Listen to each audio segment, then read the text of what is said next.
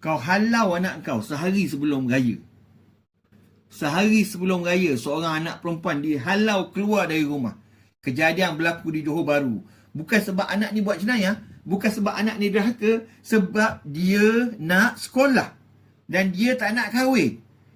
Saya ulang sekali lagi, dia dihalau sebab dia pilih masa depan dia. Seorang pelajar yang baik, yang nak belajar, yang nak ubah hidup, dibuang oleh ayah sendiri. Kenapa? Sebab ayah dia suruh dia kahwin.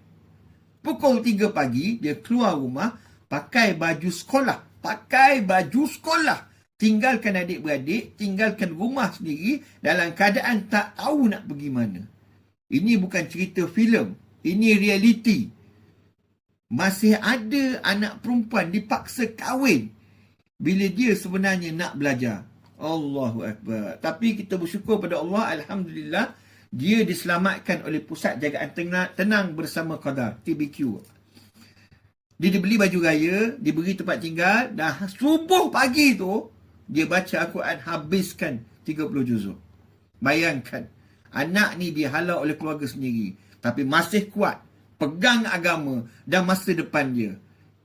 Anak bukan harta untuk dipaksa. Anak bukan alat ikut kehendak kita. Kalau dia nak belajar, itu bukan lawan. Itu usaha untuk hidup lebih baik.